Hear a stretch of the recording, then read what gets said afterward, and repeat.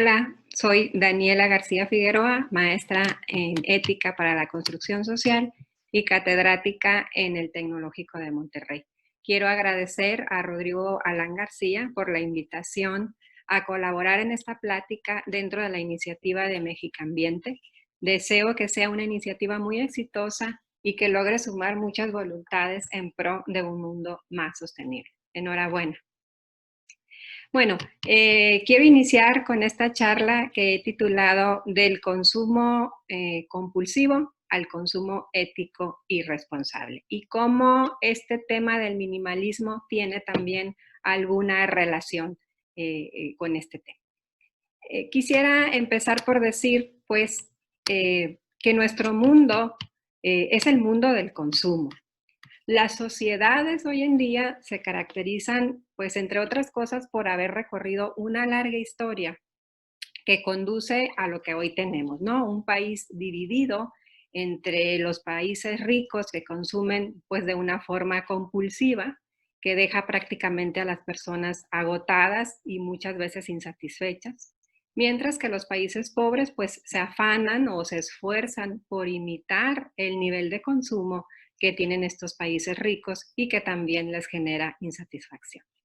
Entonces, en aquellos países pobres, pues mal viven millones de personas que no tienen acceso a esta forma de consumo, pero que sueñan con poder llegar a tenerlo, ¿no?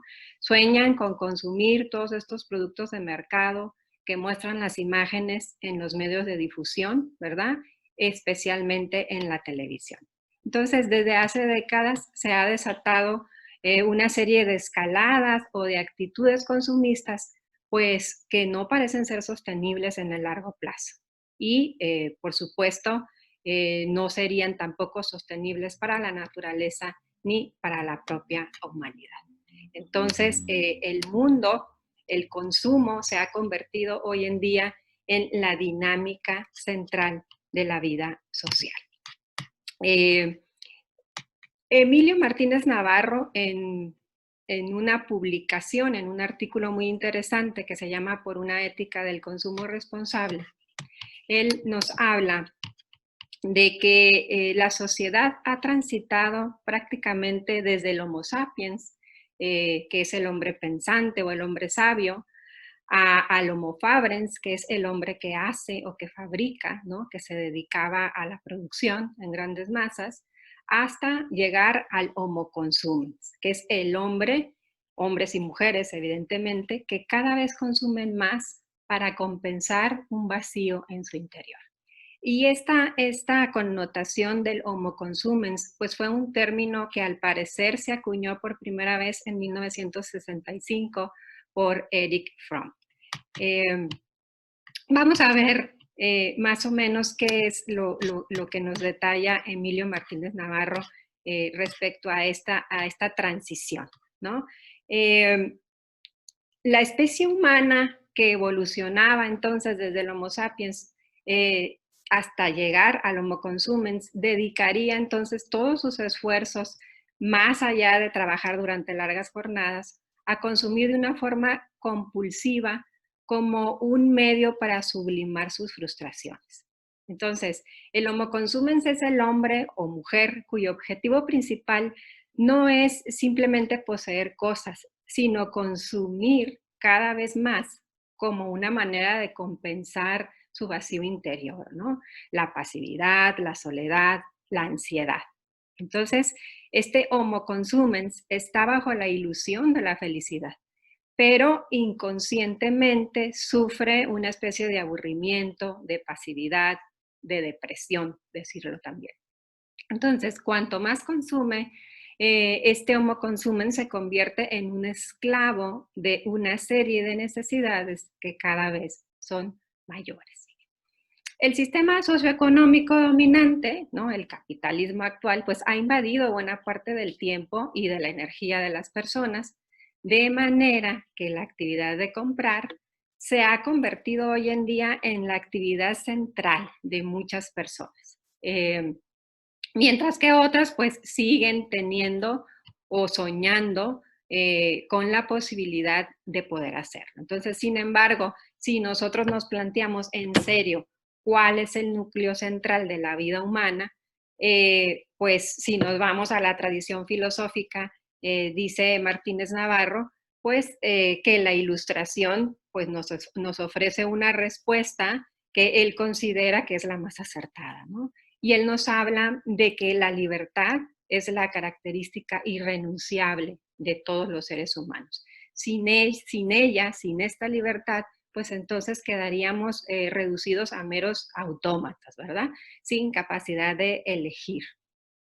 La libertad es esta característica por la que nos elevamos sobre las cosas o nos diferenciamos de los animales y alcanzamos esta dignidad de personas. Entonces, esta libertad es la capacidad que nos permite seguir nuestros propios principios y a partir de ellos trazar un proyecto de vida personal.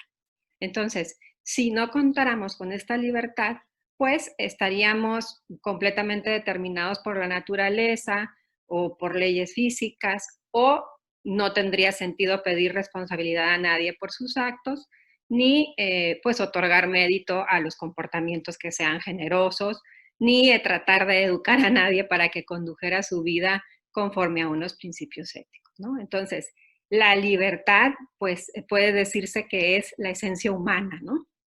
Y si hablamos del consumo de productos de mercado, entonces este consumo sería una manifestación, ¿no? O una de las formas de manifestación de la libertad. Una de las actividades que muestran el modo en que ejercemos esa capacidad que define al ser humano. Entonces, solo si consumimos de una forma realmente libre, consciente, responsable, informada, solo si consumimos de forma humana y no de forma compulsiva, entonces estaríamos manifestando realmente nuestra identidad como personas.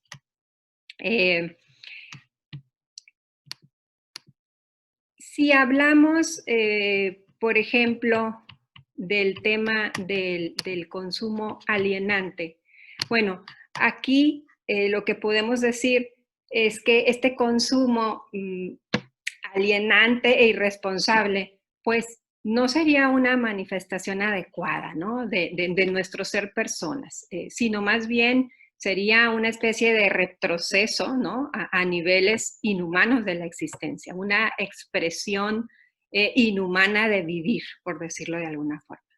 Entonces, en nuestra época, pues parece que la libertad real, ¿sí? Sea el patrimonio de unas cuantas personas, porque muchas veces no nos damos cuenta que podemos estar siendo manipulados o podemos estar siendo movidos de alguna forma a realizar ciertas acciones, sobre todo las que tienen que ver con el consumo, de las que no somos del todo conscientes, ¿no? Entonces, somos manipulados pues por los poderes de la publicidad, de los medios de comunicación, de las redes sociales, de ciertas creencias sociales de nuestros grupos con los que nos relacionamos y que llevan aparejados pues ciertos patrones de consumo, ¿no? Entonces, de alguna manera pues se puede decir que la mercadotecnia se ha infiltrado y ha contaminado de alguna forma esta cultura, ¿no? Entonces, pareciera que esta libertad pues solamente está al alcance de aquellos privilegiados que tienen el control de la producción y la distribución de bienes de consumo,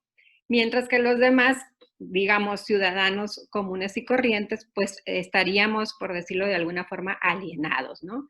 Ya sea por el exceso de consumo o por la incapacidad que tienen algunas personas que viven en pobreza extrema, pues para poder consumir. Entonces, lo característico de estas sociedades consumistas es que en ellas el consumo es la dinámica central de la vida social. Y muy especialmente, y ojo con esto, porque es el consumo de mercancías que no son necesarias para la supervivencia, ¿no? En estas sociedades se forja entonces un carácter consumista que se manifiesta en una serie de hábitos y de creencias, pues que no necesitan ninguna justificación porque ya forman parte de las convicciones sociales que se asumen en la práctica cotidiana, ¿no? Entonces, Eh, hay dos tipos de convicciones en torno a esto, ¿no? En primer lugar, se da por supuesto, ¿no?, que la economía tiene como principal meta incrementar la oferta de bienes y servicios, ¿no? Independientemente de si se satisfacen o no las necesidades de las personas, ¿no? Y en segundo lugar, la meta de la política se asume o se supone que es asegurar un nivel de ingresos cada vez más alto. Entonces, los ciudadanos esperan lo mismo tanto de la política como de la economía. ¿Qué esperan? Que cada vez más tanto la política como la economía amplíen sus posibilidades de consumo. Entonces, la razón de esta expectativa es la elevación del nivel del consumo, y esta elevación del nivel de consumo ha llegado a ser el signo visible del éxito social, hasta el punto de que las personas contemplan su propia autoestima y la autoestima del prójimo pues en relación con este nivel de consumo.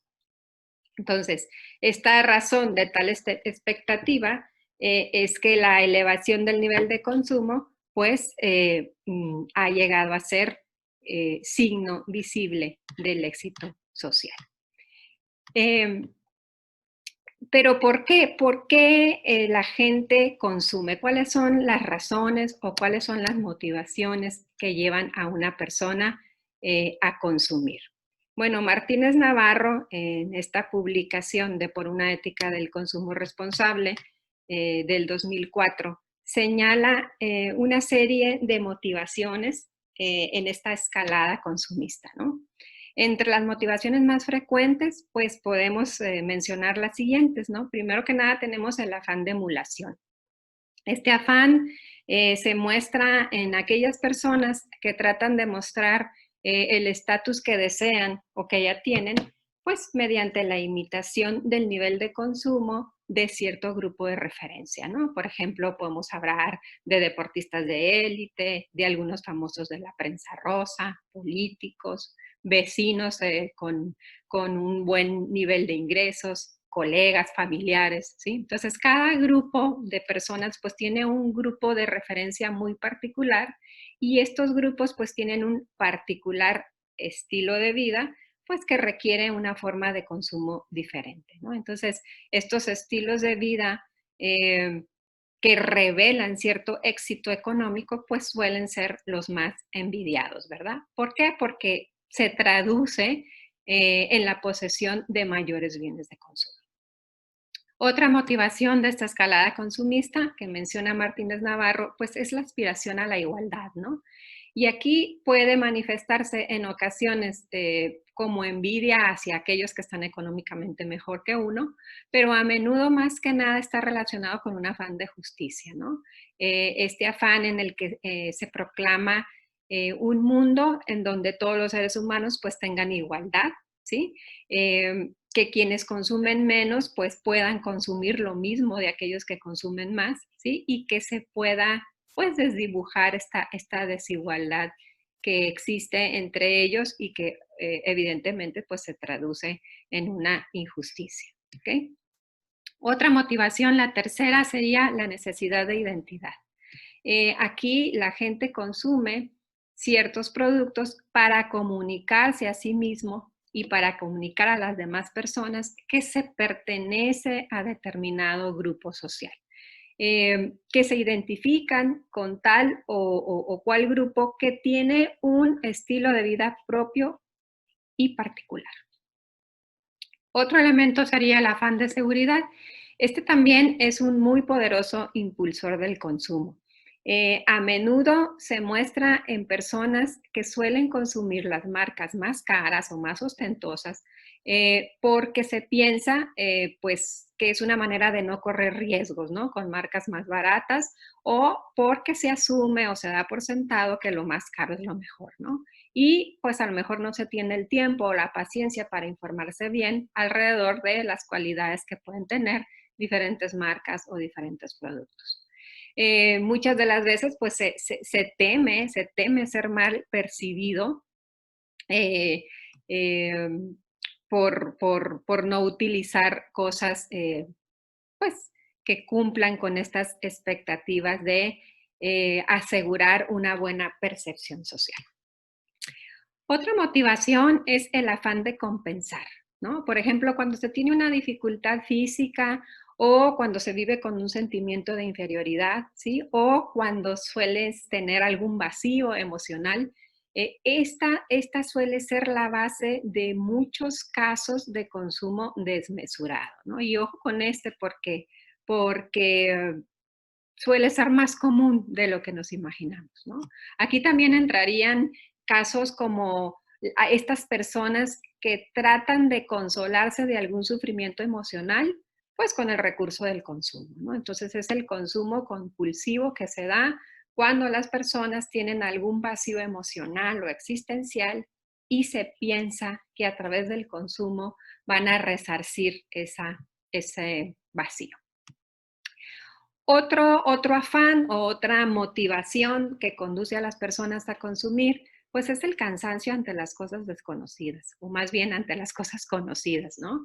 El aburrimiento que se genera de estar mucho tiempo rodeado por los mismos objetos. Entonces, en este afán de experiencias nuevas o de cambiar el orden de las cosas, obviamente la mercadotecnia ha sabido aprovechar ese afán de novedad que tienen algunas personas, pues para impulsar la creación de nuevos deseos, ¿verdad? Deseos que se pueden convertir en infinitos y que pues para muchas personas se asume lo nuevo como sinónimo de deseable, ¿no? Entonces, la novedad se presenta como un valor indiscutible, cuando en realidad pues no hay razón para considerar que siempre lo mejor va a ser lo más nuevo, ¿no? Por ejemplo, la gente que tiene, no sé, un celular, eh, un smartphone súper novedoso, pero sale una nueva versión, ¿sí? E inmediatamente, aunque su celular actual cumpla perfectamente con la función para lo que se requiere, está desesperado o tiene esa necesidad de hacer el cambio hacia algo más novedoso porque le parece que lo más novedoso es sinónimo de más deseable. Y por último, pues ha aparecido una potente motivación, ¿sí? Que consiste en el hecho de que muchas personas encuentran sumamente gratificante la acción de consumir, ¿sí? Básicamente, ir de compras. Entonces, ir de compras hoy en día se ha convertido en un fin en sí mismo, muy distinto de ir a comprar, ¿no? Claro, se necesitan productos y servicios para nuestro consumo, es normal, pero la acción de comprar en sí misma se ha vuelto una acción placentera, ¿no? Y ahí tienen ustedes el caso de lo que ocurrió, por ejemplo, en Francia, cuando en un momento en que se le permitió a la sociedad salir nuevamente a las calles y lo primero que hicieron fue correr a las tiendas, ¿no? Concretamente hay un video por ahí en las redes donde se ve a la gente abarrotada entrando a las tiendas a consumir, ¿no?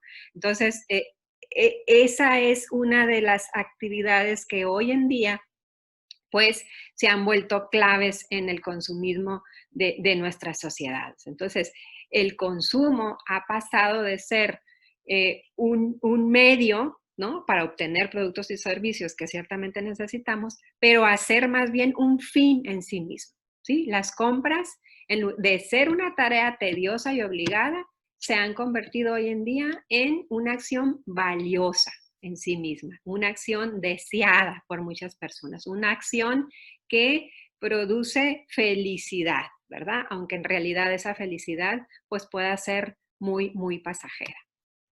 Entonces, ¿qué sucede? Bueno, pues sucede que tenemos que tener cuidado porque hoy en día existe pues una perversa identificación entre autoestima y éxito. Y evidentemente, pues el resultado de este proceso ha puesto al consumo de mercancías pues en el centro de la vida social, ¿no? Eh, y la perversidad de esta identificación de la autoestima con el éxito, pues radica en que hay un profundo error Hay un profundo error en creer que los estilos de vida costosos proporcionan la felicidad y al mismo tiempo esta carrera competitiva por alcanzar estos estilos de vida que genera mucha ansiedad en muchas personas, pues constituye un elemento de injusticia, pero también una amenaza para el equilibrio ecológico. Y lo vamos a ver un poquito más adelante. Entonces, estos estilos de vida pues son económica y socialmente excluyentes porque suelen estar al alcance de unos pocos, ¿no? Pero por otro lado, eh, pues son bienes posicionales que están al alcance de los más poderosos y los más privilegiados, pero que no necesariamente llegan a las personas con menos posibilidades económicas. Entonces, otro aspecto de la situación del consumo es la peculiar posición de los consumidores en este sistema socioeconómico, ¿no? Por una parte, es evidente que los consumidores estamos influidos por la mercadotecnia, porque las elecciones de consumo son siempre interdependientes y comparativas, ¿no? Pero también, por otro lado, hay que reconocer que los productores no pueden crear estas necesidades y deseos a partir de la nada, sino que únicamente pueden avivarlos o adormecerlos. Pero por eso se habla de que debe de existir un cierto nivel de autonomía del consumidor. ¿Okay? Entonces, esto nos lleva a hablar de que necesitamos, pues, consumidores bien informados. Tenemos nosotros en nuestra agencia individual como personas. Acuérdense que hay 4 dimensiones de la agencia individual, es la personal, la profesional, la ciudadana y la de consumo. Entonces, en esa dimensión de nuestra agencia individual, que la agencia individual es aquella que nos permite tomar acciones en pro de solucionar pues diferentes problemáticas, esta agencia individual desde nuestra dimensión consumidora nos exige, ¿sí? O nos pide que estemos bien informados. Entonces, los consumidores pueden asumir un protagonismo mucho mayor del que están asumiendo hoy en día. O sea, más allá de dejarnos manipular, ¿sí? Tenemos que tener claridad de que como consumidores, pues somos ciudadanos, ¿no? Y que ser ciudadano, pues tiene implicaciones económicas, no solamente políticas. Porque ser ciudadano, pues compromete a implicarse activamente en orientar el consumo y la producción, ¿sí? Para orientar el consumo y la producción de una forma responsable, pues se requiere también la participación de nosotros como ciudadanos. Desde el punto de vista ecológico, bueno, pues el nivel de consumo de los países ricos, pues se ve insostenible, ¿no? En el futuro más inmediato y por supuesto en el largo plazo. Entonces, si el mundo en su conjunto consumiera como lo hace el 20% de la población más favorecida, pues necesitaríamos 3 planetas para aportar los recursos y eliminar todos los desechos, ¿no? Y de esto se ha hablado muchísimo, por ejemplo, en el informe Planeta Vivo de donde se empezó a hablar de temas de sostenibilidad, sí, y donde hablaba ya de cómo esta crisis de habitabilidad del planeta, pues está siendo fuertemente pues devastada por esta forma de consumir que tenemos las personas, entre otras cosas. Este deterioro actual que hemos generado en el medio ambiente, pues no se puede negar, ¿no? Ahí está la evidencia científica que data de más de 30 años de investigación y donde nos vienen diciendo cómo hemos llevado al planeta al límite de explotación, ¿no? Y por supuesto esto pues supone una injusticia para las futuras generaciones que pues van a encontrar el planeta en condiciones pues mucho peores de lo que nosotros lo recibimos, ¿no? Ya los discursos oficiales desde la gobernanza internacional hacen eco de esto y por eso pues es políticamente correcto hablar de desarrollo sostenible, ¿no? En la práctica no parece que los ciudadanos estemos tomando conciencia, la suficiente conciencia respecto al daño que hemos generado al medio ambiente y por supuesto la imperiosa necesidad de pensar en un cambio urgente en estos hábitos de consumo que tenemos como ciudadanos. Cambios de consumo que provoquen también cambios oportunos en las formas de producción de las industrias. Entonces, si forjamos este nuevo ethos o esta nueva forma de relacionarnos con el planeta en términos del consumo, pues nos va a permitir de alguna forma restablecer este equilibrio ecológico, pues para de alguna forma dar una respuesta eficaz a la crisis medioambiental que estamos viviendo, ¿no? Entonces, por eso el cuidado del medio ambiente es también un elemento imprescindible de la ética del consumo. ¿Ok? Bien, Adela Cortina, en un libro súper interesante que se llama Por una ética del consumo, publicado en el 99, ella habla de que si convenimos en pautas de consumo que podamos considerar como justas, ¿verdad? Entonces tendríamos que hablar de una noción de justicia, ¿verdad? Y para hablar de nociones de justicia en temas de ética del consumo, pues tenemos que atender a dos dimensiones de la moral. Una, que el consumo debe ser justo, y la segunda es que el consumo debe de propiciar una vida buena para todas las personas.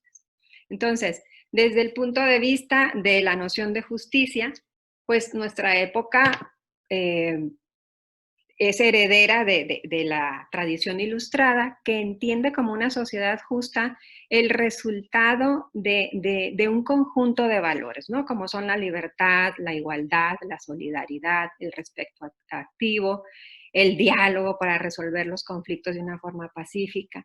Todos estos son valores que son común denominador de una ética cívica. Entonces, desde esta idea de justicia que nos propone esta ética cívica, pues podemos decir que una ética del consumo que se pretenda justa, pues debería fomentar todos estos valores, ¿no?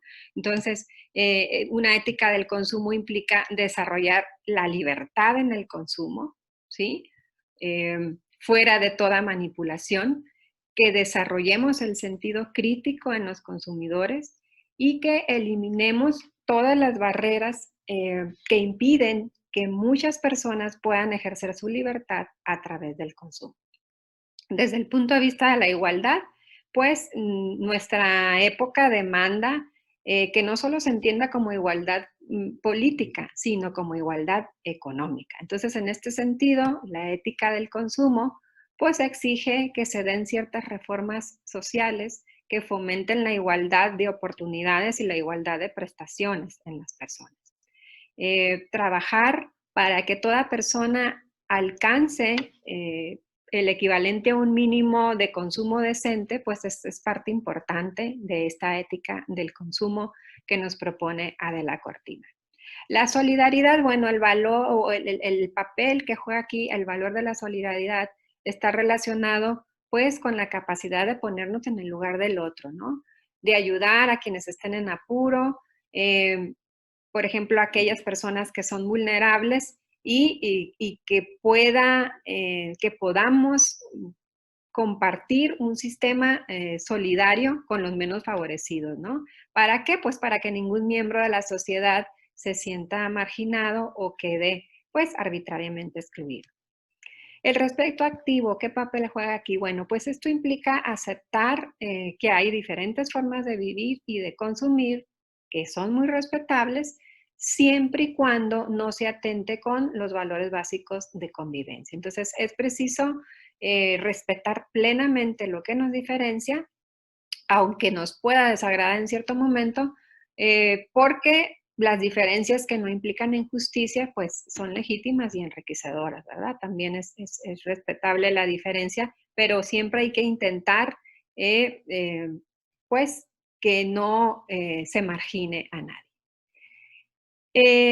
En cuanto a la actitud de diálogo como un medio para resolver conflictos, pues de una forma pacífica, conecta con la ética del consumo en reconocer la importancia de que cualquier persona pueda acceder al consumo necesario para estar en condiciones de participar lo más posible en condiciones de simetría, ¿no? Esto significa que si entramos en un diálogo serio con los demás para superar conflictos, pues el paso previo consistiría en proporcionar a todas las personas pues los niveles mínimos de consumo que les permitan ser interlocutores reales, ¿no? Que estén capacitados para exponer sus exigencias por sí mismos sin ser dominados y sin ser excluidos arbitrariamente.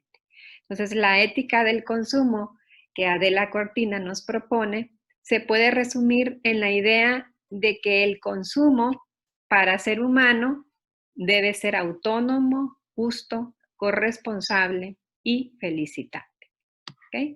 ¿Por qué autónomo? Bueno, porque a la hora de que una persona elige entre posibilidades, pues se decanta por lo que considera que es mejor para él o para ella, ¿no? En sus circunstancias.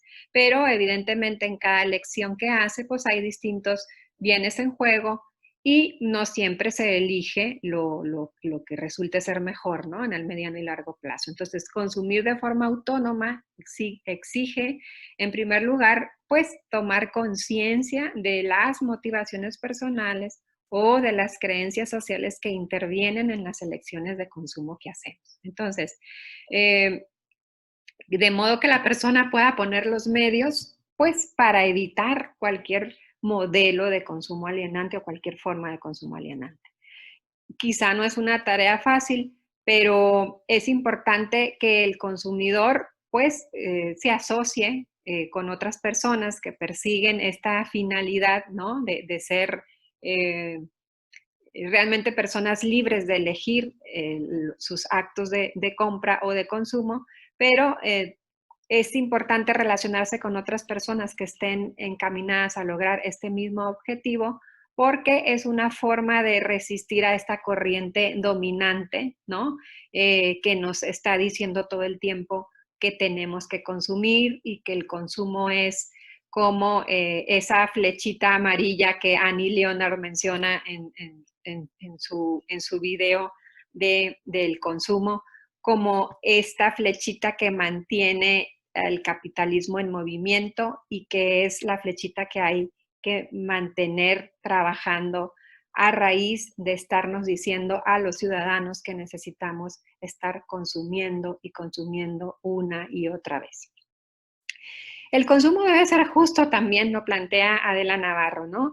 Adela Cortina, perdón. Ella habla de que esta noción de consumo justo tiene sus raíces en la filosofía kantiana, ¿no? Y en estos imperativos categóricos de los que hablaba Kant.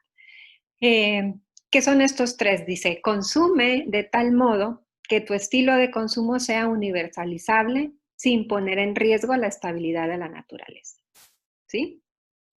El segundo es consumir de tal modo que respetes y promuevas la libertad de todo ser humano, tanto en tu persona como en la de cualquier otro, siempre al mismo tiempo. Y el tercero sería asume las normas de un estilo de vida de consumo que promuevan la libertad en tu persona y en la de cualquier otro.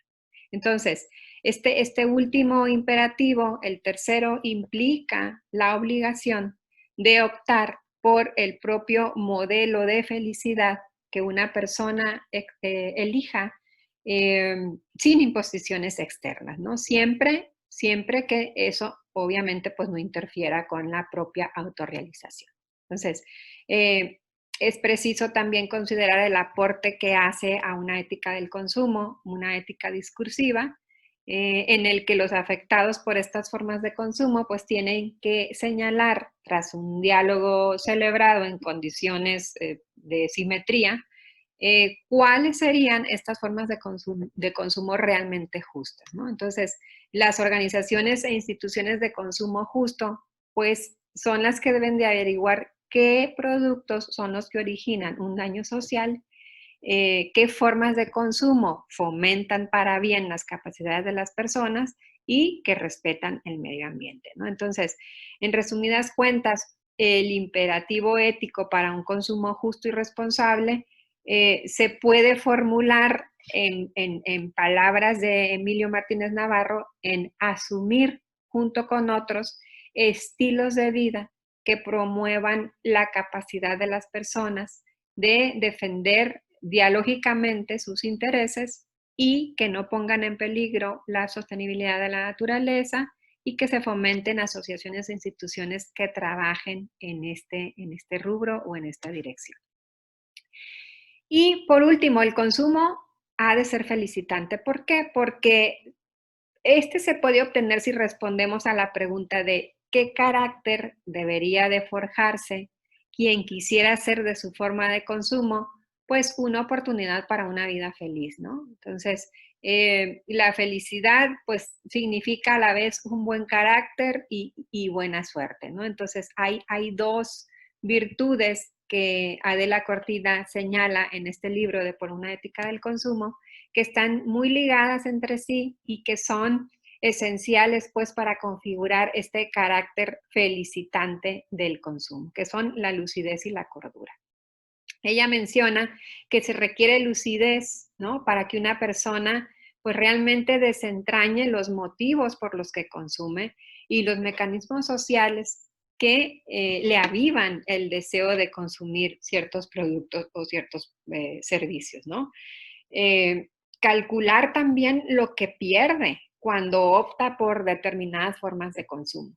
Porque cuando compramos algo, no es precisamente dinero lo que perdemos. En realidad, lo que perdemos es tiempo de vida, horas de trabajo que tuvimos que perder para poder ganar ese dinero. Pasamos mucho tiempo trabajando para adquirir dinero y luego ese dinero lo gastamos muy, muy rápidamente. Entonces, optar por hacer esta reflexión de lo que perdemos realmente cuando consumimos, pues va mucho más allá de pensar en el dinero. Y pues la lucidez permite tomar conciencia de que estas realidades de consumo no son necesariamente como nos los dan a saber los medios de comunicación, ¿no? Sino que más bien las hemos hecho así. Hemos perdido una gran oportunidad de situaciones felicitantes, ¿sí? Porque hemos invertido mucho tiempo en consumir. Y en cuanto a la cordura, Cortina señala que aquí la entendemos pues como una variante del consumo felicitante, ¿no? La cordura en el sentido de prudencia, ¿no? Y la prudencia pues ella lo señala como el término medio entre despreciar completamente los bienes materiales y desearlos excesivamente, ¿no? Entonces, la prudencia sería el justo medio entre estos dos términos opuestos, ¿no? El desprecio por las cosas materiales y el deseo excesivo por ellas. Entonces, ni el consumo es un bien que debe maximizarse, ni es un mal que debe minimizarse. O sea, el consumo lo necesitamos consumir productos o servicios, pero la vida en plenitud está más bien ligada a estar satisfecho con lo que tienes, ¿sí? ¿Para qué? Para que puedas utilizar tu tiempo en desarrollar actividades que valen en sí mismas, ¿sí? Y que pueden ser más satisfactorias para tu vida, ¿no? Entonces, que el consumo proporcione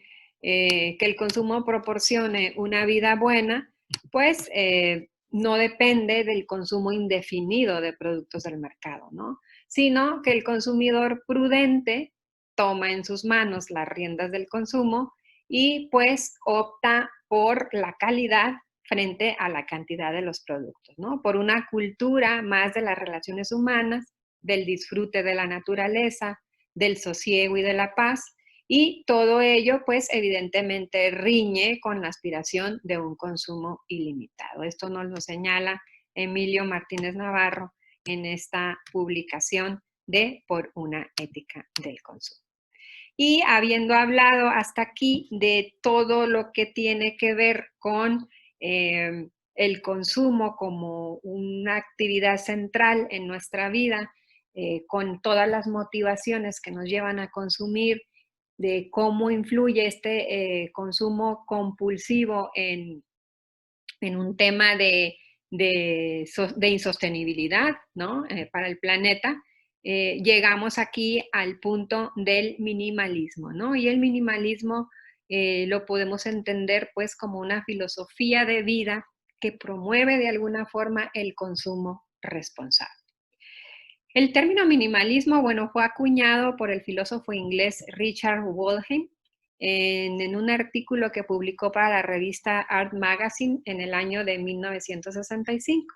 Y fue un término que empezó a utilizarse primero en cuestiones de arte, de ahí pasó a otros ámbitos como la arquitectura, el diseño de interiores, la cocina, hasta hasta el estilo de vida mismo, ¿no? Como muchos proyectos que existen hoy en día, entre los cuales puedo mencionar el proyecto 133 o algunos otros proyectos que promueven un estilo de vida cada vez más simple y menos apegado a las cosas. Hay una frase que resume de forma muy clarita esta filosofía minimalista y que dice que menos es más. En la traducción del término inglés minimalism surge en los Estados Unidos en la década de 1960. Hay una página en internet, hay un sitio que se llama losminimalistas.com y este blog fue creado por Joshua Fields y por Ryan Nicodemus en el 2014. Y ellos narran en ese blog toda su historia de cómo los fue llevando a meterse en este tema del minimalismo, ¿no? Ellos habían trabajado por muchos años en la misma compañía, habían sido amigos, siguen siendo amigos, pero eran amigos desde muchos años atrás y habían alcanzado de alguna forma el éxito económico o financiero, pero ambos se sentían completamente vacíos a su interior, ¿no? Entonces cada uno narra su historia de cómo los fue llevando a encontrar en el minimalismo una filosofía de vida que los ayudaba a valorar más su vida y a encontrar más significado en ella. Entonces ellos proponen, hay varias charlas de ellos en TED Talks, hay un documental en Netflix que se llama El minimalismo, y básicamente ellos proponen las siguientes ideas. La primera, en el minimalismo ellos proponen valorar más la calidad que la cantidad, es decir, no tener exceso de cosas. Las cosas, el exceso de cosas abruma, agobia, te resta energía, ¿no? Y por eso plantean la importancia de deshacerse de todo aquello que no necesites y conservar lo que sí aporta un valor a tu vida. ¿Por qué? Porque ellos traducen que el tener menos pertenencias significa menos desorden, menos deudas, menos distracciones, menos estrés, ¿sí? Entre otras cosas. Otro elemento sería dedicar tiempo a aquello que brinde significado a tu vida. Es decir, en lugar de pasar tanto tiempo consumiendo o guardando cosas o almacenando cosas, pues mejor descubrir lo que realmente te hace feliz como persona, ¿no? Como puede ser el crecimiento personal, estudiar algo, el autocuidado, la meditación, el centrarse en las relaciones más profundas, ¿no? Amar a las personas, ¿sí? Ellos mencionan que es mejor amar a las personas y usar las cosas porque al revés nunca funciona. Consideran que los momentos más significativos de la vida de una persona vienen de la mano de relaciones significativas, con amigos, con una pareja, con los hijos, etcétera, etcétera. Hay un autor que se llama Leo Babauta, tiene un libro que se llama Vivir de acuerdo con una filosofía minimalista, donde él resume en 4 los principios básicos del minimalismo. Y él menciona, el primero de ellos es estar satisfecho con lo que tienes, ¿sí? Aprender a ser feliz con lo que tienes, ¿no? Sin necesidad de estar deseando más cosas, sobre todo bienes materiales, ¿no? Organizar y eliminar las cosas innecesarias también, por el tema de que demasiadas cosas pues genera más estrés y quita muchas energías. Simplificar tu plan del día, es decir, hacer siempre lo posible para que durante el día tengas tiempo de hacer lo que te hace feliz, que no solamente sea trabajar o estar tantas horas trabajando o estudiando, sino que también tengas la posibilidad de encontrar un momento de hacer todo aquello que te proporcione felicidad o algún placer, ¿no? Como puede ser, pues, no sé, pintar o tocar algún instrumento o salir a hacer alguna caminata, estar en contacto con la naturaleza, etcétera, etcétera. Y por último, señala Babauta que gradualmente vayamos mejorando todo lo que hacemos. El cambio hacia un estilo de vida minimalista, pues no es drástico, ¿verdad? Tiene que ser gradual, pero pues podemos empezar con pequeñas acciones, de manera que pues poco a poco vayamos avanzando en ese camino. Ahora bien, ¿cuál es el aporte que supone o que aporta el minimalismo para un mundo sostenible? Bueno, ya sabemos que el consumo irresponsable pues agota los recursos, que contamina el medio ambiente, que promueve la proliferación de más desperdicios, que incita al maltrato animal y, por supuesto, pues interfiere con el cambio climático. Entonces, si nosotros como ciudadanos asumimos el compromiso de consumir de una forma más responsable, más justa, pues de alguna manera eso nos va a ayudar a generar una huella ecológica mucho menor. Como ustedes saben, la huella ecológica es el impacto que nuestro estilo de consumo genera en el planeta. Y si nosotros lo calculamos, que hay varios sitios web que nos permitan hacer eso, hay varias herramientas, uno de ellos es myfootprint.org, por ejemplo, y ahí nos vamos a dar cuenta cómo los diferentes ámbitos que tienen que ver con nuestro estilo de vida juegan un papel fundamental al momento de definir cuántos planetas Tierra necesitaría yo de acuerdo con mi consumo, de acuerdo con los hábitos de consumo que tengo en este momento. Entonces, en este tema es súper importante que nosotros estemos bien informados de cuál es el impacto que como consumidor y que como ciudadano genero para el planeta,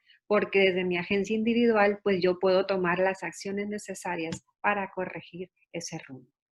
Entonces, si consumo menos, pues evidentemente se van a reducir los residuos.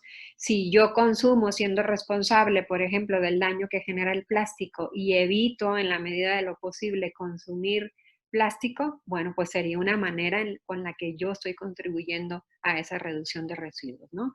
Y obviamente, pues también se puede reducir el uso de combustibles, ¿no? Si yo, por ejemplo, introduzco o utilizo como hábito este proyecto 133, ¿no? 133, de aprender a vivir con una cantidad de prendas suficientes, como es este proyecto que te invita a utilizar solamente 33 prendas durante un mes, ¿sí? Y eso te permite darte cuenta que a partir de la serie de combinaciones que se pueden hacer solamente con estas 33 prendas, pues es un número más que suficiente para que tú puedas tener un guardarropa pues sumamente versátil y que puedas pues vestirte de manera suficiente sin necesidad de tener que consumir más. Bueno, dejo aquí de compartir un momentito porque quiero compartirles el mensaje de José Mujica, quien es el expresidente de Uruguay y que tiene un mensaje súper interesante. Por derechos de autor no podemos mostrar el contenido. Favor de ir a la descripción del video y reproducir el mensaje. Regresaremos después de 5 minutos para finalizar el taller.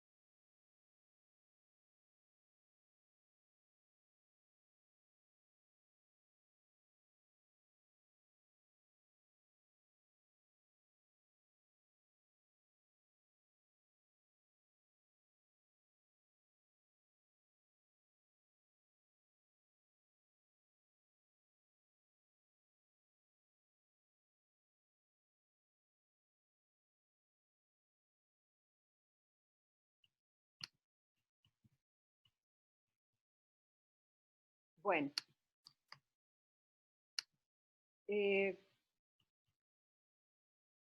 pues quería compartirles esta idea de José Mujica respecto a lo que él considera importante en cuanto al consumo, ¿verdad? Y cómo realmente menciona él, y es una frase que me llama la atención: pobre es aquel que precisa mucho para vivir.